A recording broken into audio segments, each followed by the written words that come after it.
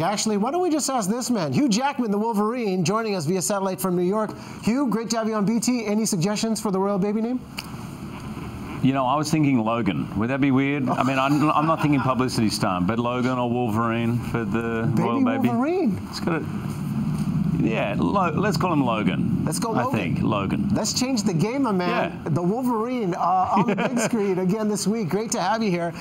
Let's get right down to this. How many chicken breasts did you have to eat? Because you look jacked in this film. Yeah, I hope there's no chickens watching this because I really am not a friend to their kind. I think I had, I don't know, maybe 6 a day, 6 chicken breasts, but I would have lots of other stuff, fish, eggs, steak. It was a ridiculous amount of food, 6,000 calories a day and 3 hours in the gym. And I got all those tips I got from Dwayne Johnson, a.k.a. The Rock. So I owe it to him, man. 6,000 calories, no easy feat. And hey, you've got a strong fan following for this film franchise. I think you've got the record for playing the same superhero in a live-action film franchise. How do you keep it fresh and how do you keep it engaging to show a different side of this coveted character?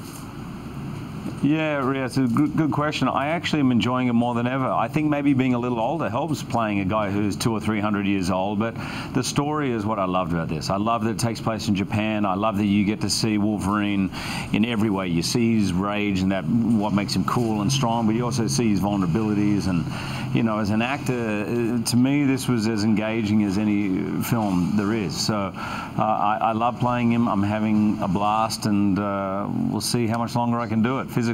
Well, you know, you're doing a good job with it, and if you look at this genre, the superhero genre, clearly not a fad. I mean, the success of the Avengers, Iron Man 3, what we saw with The Dark Knight, and now A Man of Steel. How do you look at that? Do you look at it as, I guess, how do you make a good superhero film? What's the best formula?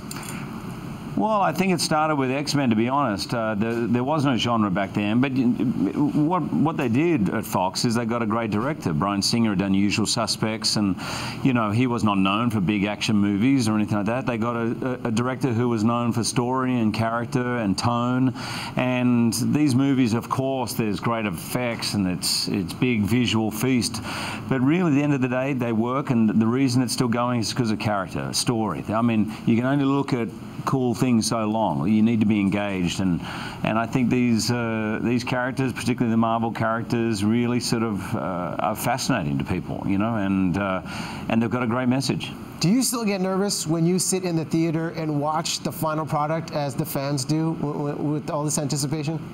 Oh yeah. Yeah, man, we do it for the fans. So my ritual is on the Friday night it opens. I put a hat on. I go and sit at the back on the steps at 9 o'clock, and I watch it with a real audience. You know, because you can go to an opening and there's family, friends, and all that, but you got to go with a real audience, and that is a whole experience. You got to see it with the fans and really feel what it's like in there. And of course, I get nervous. You know, it's been 2 years in the making, 13 years in my head, this film, and without those fans, I wouldn't have a career. So I really want them to like it. And is it true you were at the Comic-Con Expo recently dressed up as Wolverine among your fans and they didn't even realize? No. I made a bit of a joke that I thought that would be the coolest way for me to get around Comic-Con, because I honestly saw like 15 or 20 guys who looked more like me than me. And so I was kind of like saying a joke that I should just go around dressed in character because no one would ever look twice at me. They'd be like, yeah, not bad, not that good. Yeah. But no. You know, I thought the coolest thing about this Comic-Con was I heard Bryan Cranston, the actor, wore a Bryan Cranston mask and walked around the convention without anybody knowing, which I thought was brilliant. You know, the fanfare is absolutely huge, and I think you're respected by many, but not only the success on the big screen, but the family values as well. And reading up on you, I know you credit a lot of your success to your father, the powerful influence he's been. What would you say is the best lesson that you ever learned from Dad to get to where you're at today? He kept talking to me about education and passion. So he was always about educate yourself. If you get an opportunity to educate yourself, do it. He said, because when you finally get out there and you're doing the thing you love, you want to feel within that you're ready, that you've exhausted everything, that you know what you're doing.